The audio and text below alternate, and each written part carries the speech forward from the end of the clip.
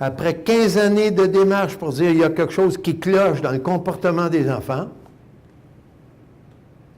des mémoires, des audiences, des colloques, finalement, il nous arrive un cadeau en 2001, le voici.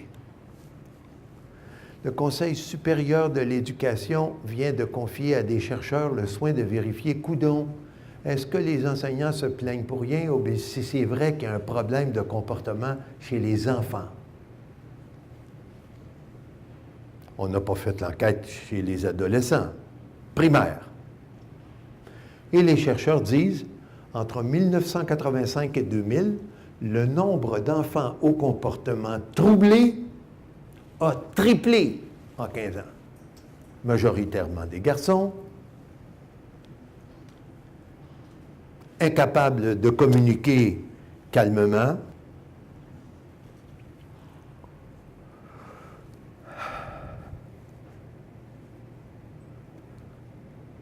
et ce n'est pas descendu du ciel. C'est dû à quoi? Le chapitre 2 du rapport du Conseil supérieur de l'éducation. Moi, je vous présente ça très rapidement, mais je viens de sauver au moins la lecture de 200 pages. Rien que pour ça, vous me devez au moins chacun 5 $. Mais on va négocier le prix d'ici à la fin de la conférence. Peut-être que c'est moins intéressant tout à l'heure, donc on pourra baisser le prix. Si vous êtes attentif. 3 causes à l'augmentation des troubles de comportement chez les enfants du primaire. 1. La structure familiale est de plus en plus fragile. Quand des parents parlent ou menacent de se séparer ou de se divorcer, ou que les parents qui ne se divorcent pas et ne se séparent pas sont toujours en chicane avec un langage de plus en plus blessant pour la personne qui est l'autre partie au couple, ça fait dans une famille, ça fait un climat troublant. Tellement troublant que ça cause à l'intérieur du cerveau de l'enfant d'une inquiétude maladive. Structure familiale de plus en plus fragile, ça a un impact sur le comportement de l'enfant parce que son côté affectif est touché. Deuxième cause, l'encadrement parental qui, en 1986, était encore classé dans les dictionnaires sous la lettre E pour encadrement, eh bien, dans les années qui ont suivi, c'est devenu classé dans le dictionnaire sous la lettre H. Vous allez répéter après moi. Encadrement parental. Il faut insister sur le H. Parce que le parent moderne, il ne veut plus. Il a souffert d'une autorité abusive quand il était petit, donc il pense que représenter l'autorité auprès de son enfant, ça peut le frustrer. C'est malsain. D'ailleurs, j'ai entendu des psychologues le dire carrément dans des émissions d'affaires publiques. Deuxième facteur. Et le troisième, voici que revient dans l'actualité G.I. Joe Transformer. Parce qu'Hasbro n'a pas limité ses émissions à ces 2 séries-là. En 89, Hasbro a eu besoin de vendre des tortues ninja. Est-ce que quelqu'un dans cette salle les a vus passer? Que je ne prenne pas quelqu'un qui ne les a pas vus passer. Et en 93, Hasbro a eu besoin de vendre et de faire désirer aux enfants des Power Rangers. Qui les a connus? Un petit mouvement de bras. Merci. Et en 99, alors là, je suis sûr que vous ne les avez pas vus passer, ce sont les Pokémon. Pokémon. Pokémon. Je vous invente rien. On vivait dans le même Québec. Je vous fais juste aller vous chercher des éléments d'information, comme on fait avec les dessins à numéros. 1, 2, 3, 4, et quand tu es rendu à 427, oups, tu reconnais l'animal. Moi, je récapitule votre histoire. En 2001, il nous arrive un autre magnifique cadeau 2001, c'est la première année du millénaire. Un professeur de médecine vient de publier les résultats d'une expérience bizarre. il a donné aux enseignantes d'une école un cartable, un cahier de leçons à donner une fois par semaine.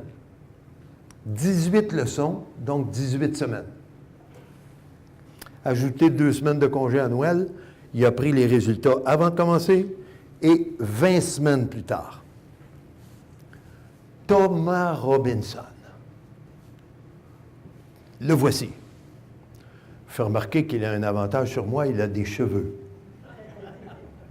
Eh bien, j'avais des cheveux comme ça, moi aussi. Des beaux cheveux, peignés sur le côté avec un petit coq.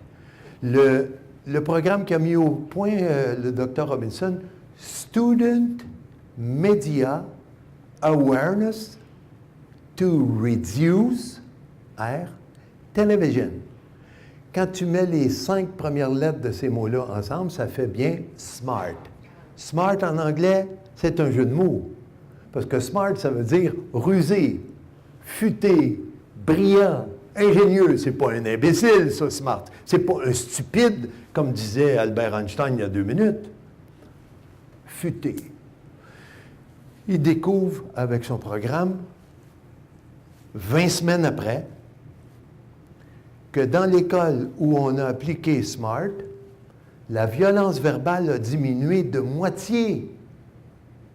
Pas parce que le directeur a fait des menaces, pas parce qu'ils ont changé les règlements de l'école, pas parce qu'ils ont caché des microphones dans les autobus scolaires pour écouter comment les jeunes se maltraitaient verbalement, non. Pas par espionnage, uniquement par diminution du temps que les enfants passaient devant les écrans. Diminution de la violence physique de 40 %. Robinson est un professeur de médecine.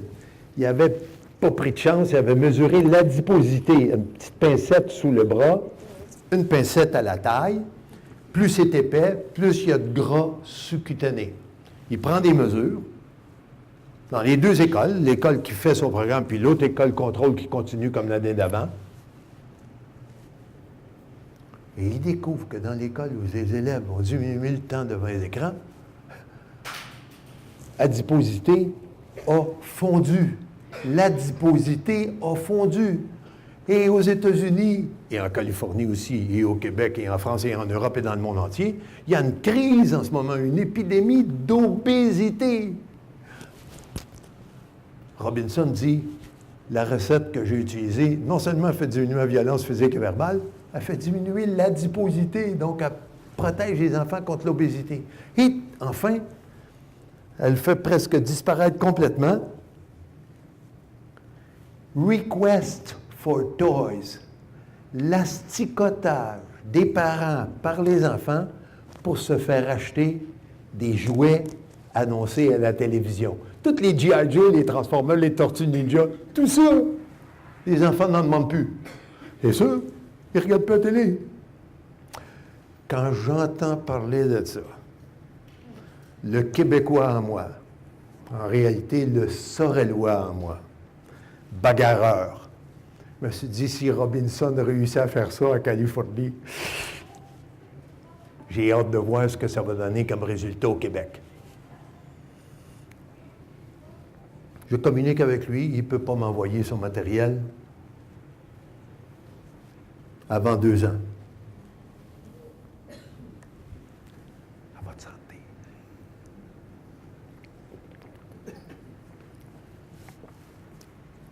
Je ne veux pas attendre.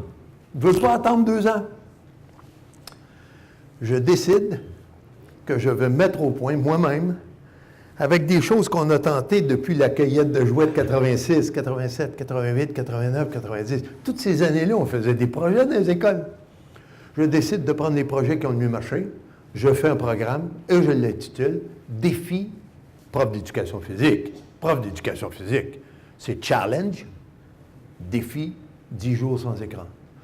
Et première année où on expérimente le projet québécois de réduction du temps écran, on met tout ça au point en 2002, on recrute des écoles. En 2003, on commence, 2003-2004. 11 écoles primaires. 11 écoles primaires une école secondaire, Montmagny, l'école Louis-Jacques Cazot. Et on va voir les enfants, puis on leur propose le match. À l'époque, il y avait l'émission de Le match de la vie, avec le petit politicien Claude Charon. Ça aurait pu s'appeler le match de la vie parce que c'est un match dans la vie réelle. Et on propose aux enfants, on les prépare à vouloir fermer les écrans et juste vouloir.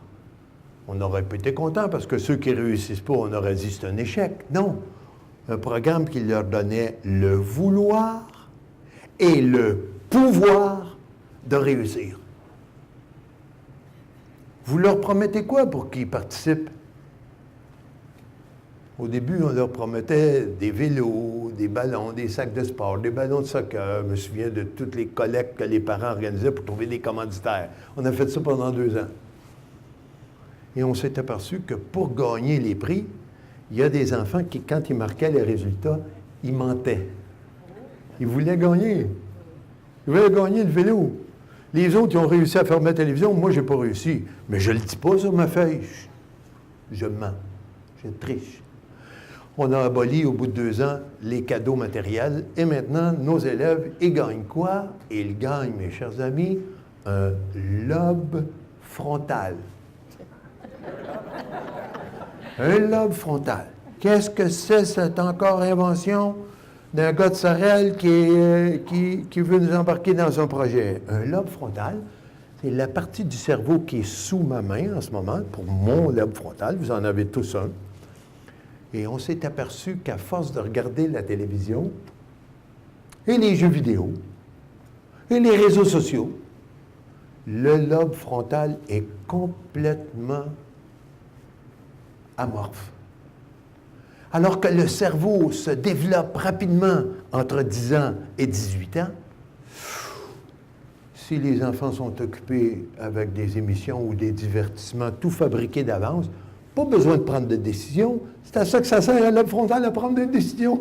Alors, on leur promet aux élèves que ceux qui vont tenter ce nouveau match sport extrême vont sortir de là plus fort que les écrans. Lobe frontal.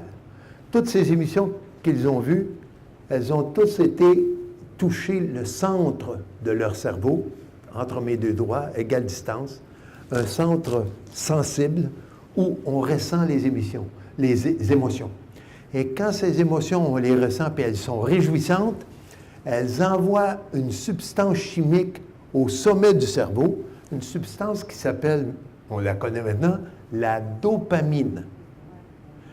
Quand je fume une cigarette, la nicotine est dans le tabac. Elle se dégage quand j'allume la cigarette. Elle pénètre en moi quand j'inspire la fumée. Dans mes poumons, mon sang circule dans des petits vaisseaux. Il vient vider les déchets qu'il a recueillis dans mon corps, puis il remplace ça par de l'oxygène. Je joue un sale tour à mon système sanguin. Je mélange dans l'oxygène la nicotine ça monte ça. Et j'ai l'impression d'être beaucoup plus détendu, beaucoup plus calme, moins stressé grâce à la cigarette. Dopamine, il n'y a pas de substance dans ce que je regarde. C'est l'effet de regarder ce que je vois qui produit à l'intérieur de moi la sécrétion de la dopamine.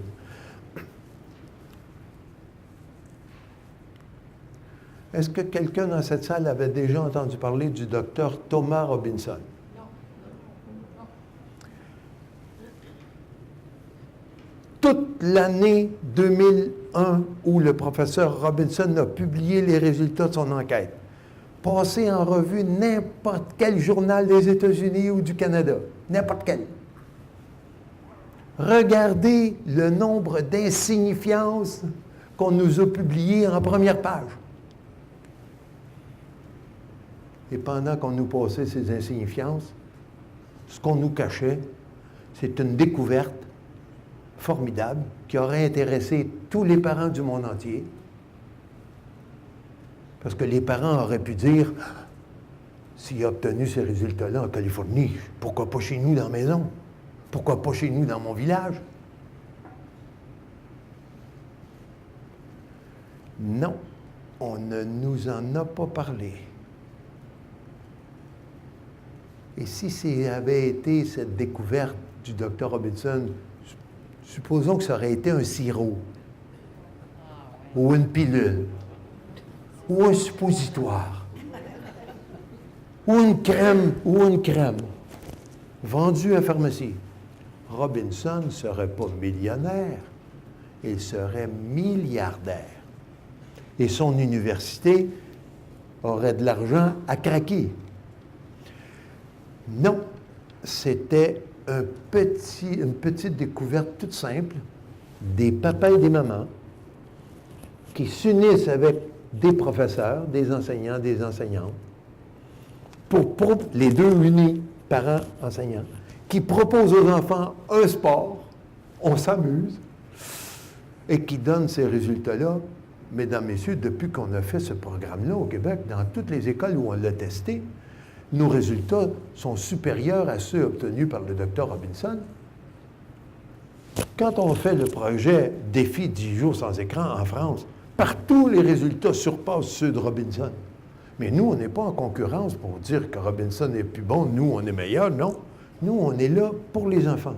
Et c'est pour ça que quelqu'un a cru bon de m'inviter aujourd'hui pour vous informer, pour partager avec vous cette découverte-là, toute simple, formidable, merveilleuse, qui rend les enfants plus forts que les écrans.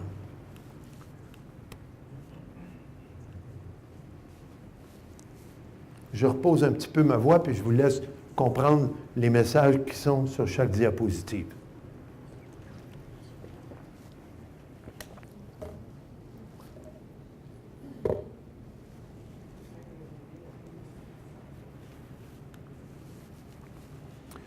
Vous croyez qu'avec tous ces écrans qu'il y a dans la maison, nos enfants communiquent? Ils communiquent, ces gens-là. Chercheur de l'Université du Michigan en 1981 qui vérifie qu'est-ce qui se passe dans les familles aux États-Unis. Le temps de conversation familiale en 81 était de 1h12 par semaine, alors que le temps d'exposition des enfants aux écrans dépassait 2 heures par jour, déjà en 81. Des articles dans les journaux, ça n'a pas de bon sens, il faut faire quelque chose. Et 97, les chercheurs retournent vérifier. Le temps de conversation familiale avait fondu à 34 minutes par semaine. Chez nous, au Québec, on faisait plus de temps de conversation familiale que 1h12 et 34 minutes. En France aussi.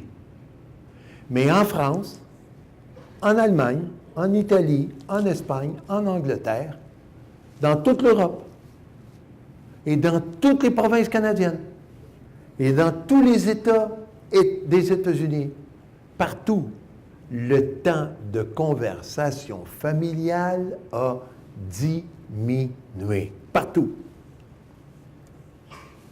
Le sujet de dispute numéro 1 dans toutes les familles du magnifique Drummondville.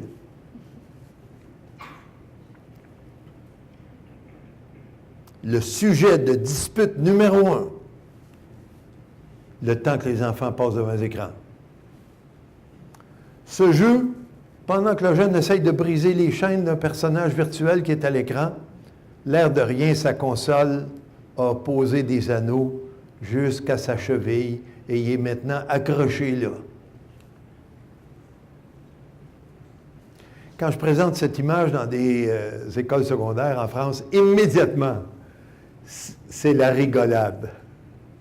Qui couche avec son téléphone? 85% des élèves lèvent la main. 85% des élèves lèvent la main. Et qui reçoit des messages et répond à ces messages durant la nuit? 60-70%. Il y en a qui ont le téléphone sous l'oreiller. Pour pas que les parents entendent, si jamais ils sonnent, ils le déposent sur leur poitrine. Voici ce qui se passait pendant que le temps écran augmentait.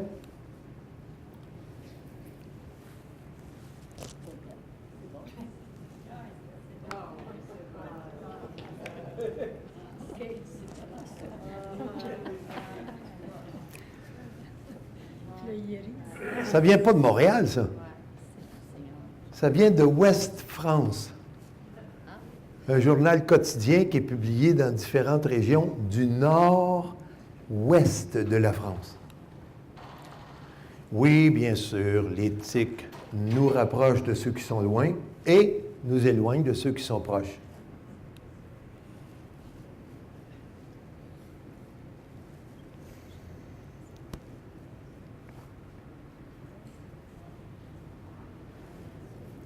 Le même écran, le même petit téléphone merveilleux, ultra puissant, formidable, qui relie chacun de ces personnages à quelqu'un ailleurs sur la planète, le même appareil a aussi deux autres effets. Il éloigne de ceux qui sont proches et il isole ces jeunes les uns des autres.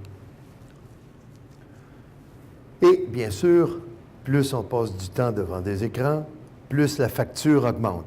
La facture? La facture? Il n'y a pas de facture, c'est gratuit.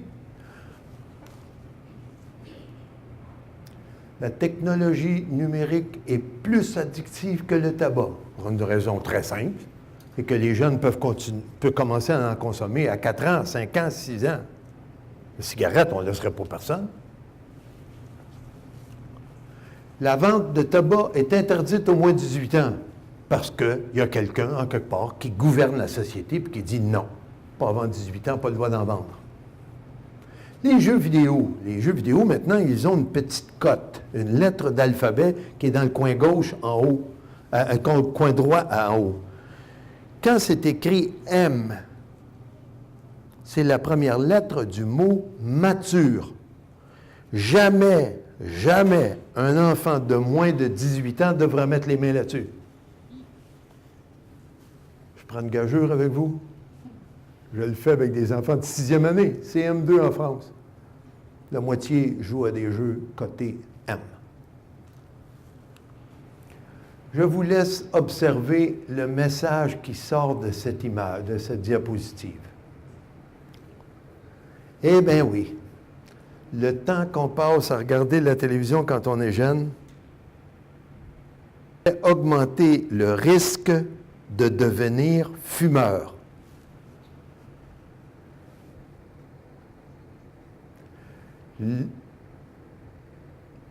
Le nombre d'heures moyen d'exposition à la télévision les jours de semaine, les jours d'école, entre 5 et 15 ans.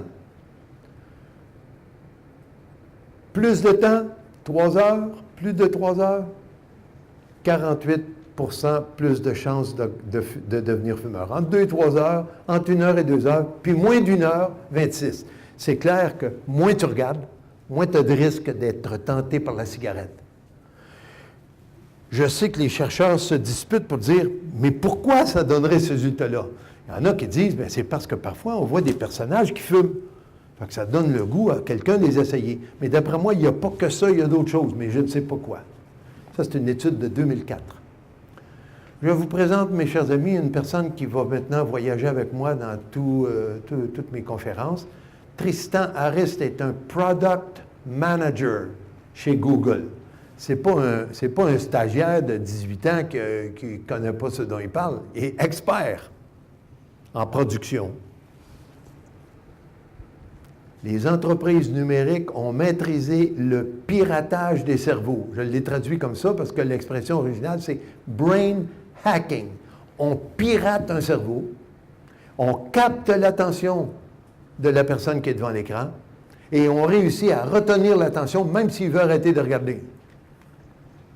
Les réseaux sociaux want to get attention à tout prix.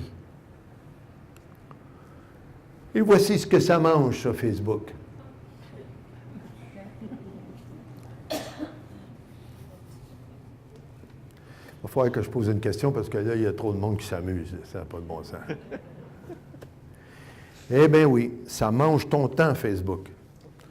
Ça mange le temps d'attention de ton cerveau. Et plus tu as passé de temps là-dessus, moins tu es capable d'écouter ton professeur demain ou ta professeure demain quand elle va donner son cours de sciences ou de n'importe quoi. Je vous présente une autre personne qui va voyager avec moi à partir de maintenant. Sean Parker. Quand Mark Zuckerberg a fondé Facebook, il s'est entouré d'une équipe.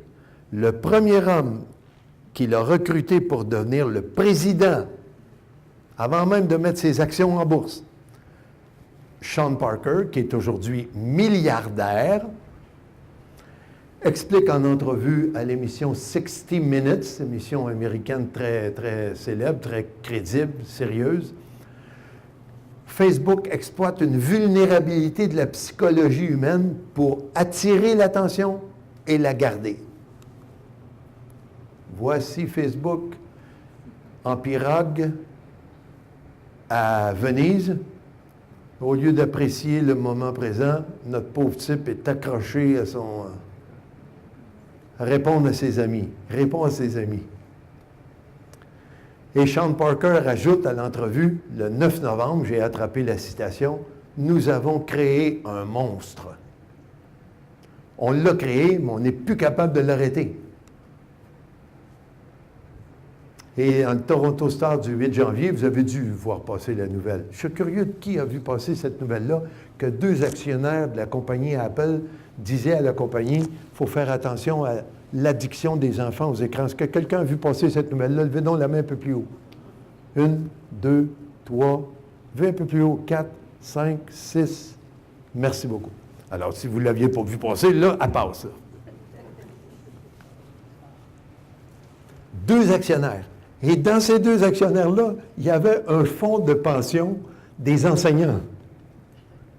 Le fonds de pension des enseignants a dit au patron d'Apple, « Hey, c'est de l'abus.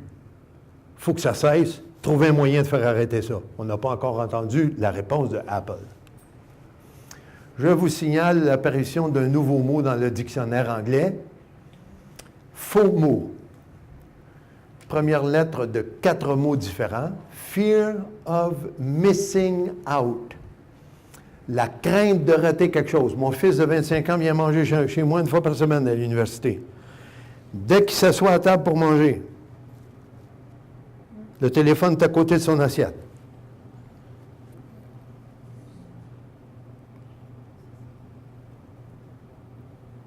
Tout le temps qu'il parle avec moi. Tout le temps qu'il parle avec moi. Si je continue de le regarder puis je ne le quitte pas des yeux, je sais qu'à toutes les 30 secondes, ses yeux, il parle avec moi, il me regarde dans les yeux.